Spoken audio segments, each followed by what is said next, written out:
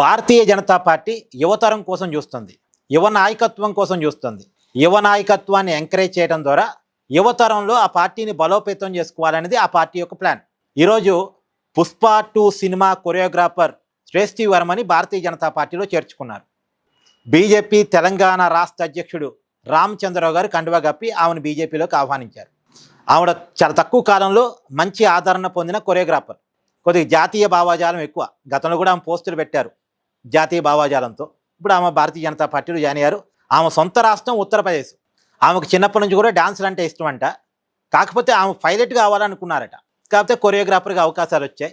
First తెలుగులో ఢీ జోడీ show ద్వారా ఆమె తెలుగు తెరకు పరిచయం అయ్యారు. తర్వాత ఢీ జోడీ తర్వాత మంచి పేరు సంపాదించుకొని జానీ మాస్టర్కి అసిస్టెంట్ కొరియోగ్రాఫర్ అయ్యారు. తర్వాత వేరే వారి దగ్గర కూడా ఆమె అసిస్టెంట్ కొరియోగ్రాఫర్గా, తర్వాత కొరియోగ్రాఫర్గా ఎదిగి ఇప్పుడు అనేక సినిమాలకు ఆమె కొరియోగ్రాఫర్గా పనిచేస్తున్నారు. పుష్ప 2 సినిమాలు ఒక పాటకు ఆమె కొరియోగ్రాఫర్గా పనిచేశారు, మంచి పేరు వచ్చింది. తర్వాత రజనీకాంత్ కూడా ఒక పాటకి కొరియోగ్రాఫర్గా పనిచేసినట్టున్నారు.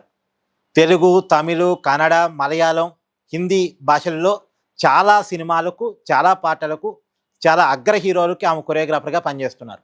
సో చాలా తక్కువ కాలంలోనే ఆమె ఎదిగారు. ఆమె టాలెంట్ అది.